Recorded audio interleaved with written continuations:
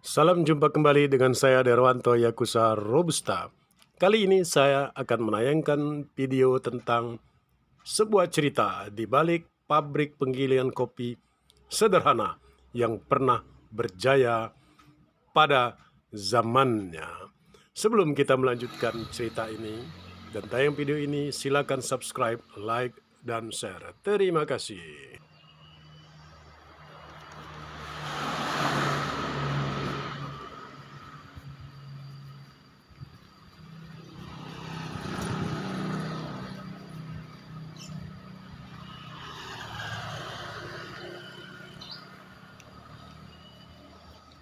Sesungguhnya penggilingan kopi ini lebih tepat disebut sebagai pabrik.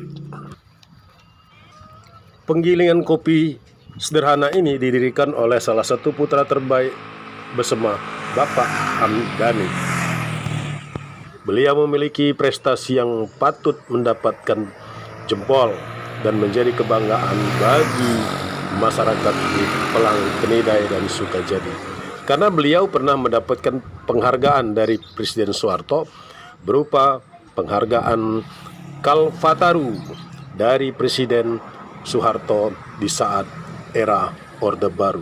Hanya sedikit orang yang bisa mendapatkan penghargaan di era Orde Baru, khususnya yang diberikan oleh Bapak Presiden Soeharto. Nah, ini kita lihat masih ada beberapa fasilitasi dari mesin penggilingan kopi ini, dan ini ternyata di dalamnya ada dua penggilingan yang ada. Pertama ini yang sebelah kanan ini menunjukkan bahwa kapasitas dari penggilingan yang satu ini sangat besar. Ya, saya perkirakan dalam satu hari bisa lebih dari 2 ton mungkin. Saya hanya bisa mengira-ngira. Nah, ini ada timbangannya yang timbangan masa lalu. Dan ini ada mesin satu lagi, penggilingannya, huler kalau tidak salah namanya. Ini juga kapasitasnya juga sangat besar. Kalau melihat bentuk dari penggilingannya ini bisa mencapai satu hari di atas 2 ton. Berarti kapasitas dari mesin penggilingan kopi sederhana ini dalam sehari mampu menggiling berpuluh-puluh karung biji kopi. Nah, ini kita lihat hulernya. Wah, ini ternyata bannya sudah lepas, belnya. Nah, itu ada bak pendingin. Ya, itu bak pendingin itu biasa digunakan untuk sirkulasi air dari radiator. Nah, ini ada mobil kijang lama.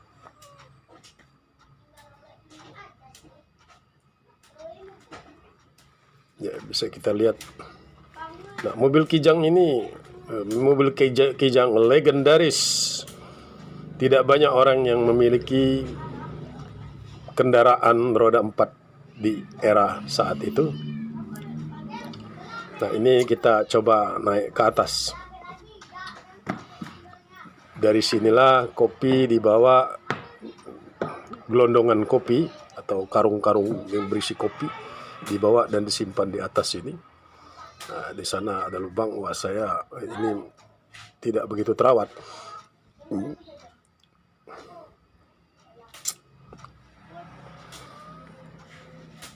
Ini usia dari penggilingan kopi ini hampir mencapai, kalau sekarang diperkirakan hampir mencapai 50 tahun. Jika sudah mencapai 50 tahun, setidaknya memiliki kriteria atau kualifikasi sebagai cagar budaya. Karena dalam cagar budaya usianya 50 tahun. Nah, ini timbangan masih sangat presisi timbangannya.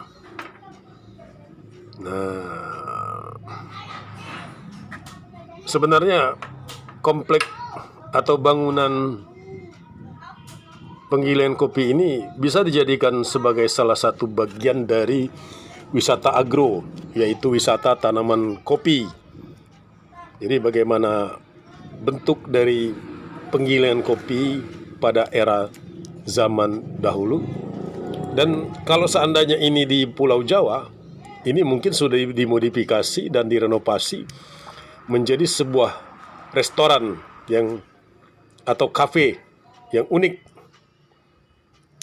Nah, sangat menarik memang, karena ini adalah bekas pabrik sebenarnya, bukan sekedar hanya penggilingan kopi, tapi ini lebih tepat disebut pabrik penggilingan kopi. Bagi penduduk di Pagar Alam dan atau orang yang pernah lahir dan besar dari Pagar Alam dan atau Kabupaten Lahat, pada umum yang pernah menempuh pendidikan di Yogyakarta di era tahun 80-an hingga 90-an, maka pabrik penggilingan kopi ini cukup dikenal oleh mereka, karena orang tua mereka juga banyak yang melakukan transaksi bisnis penggilingan kopi ataupun menitipkan gelondongan kopi di pabrik ini. Jadi banyak cerita-cerita yang tumbuh dan berkembang dan mengasihkan yang terkait dengan cerita-cerita di balik penggilingan kopi sederhana ini.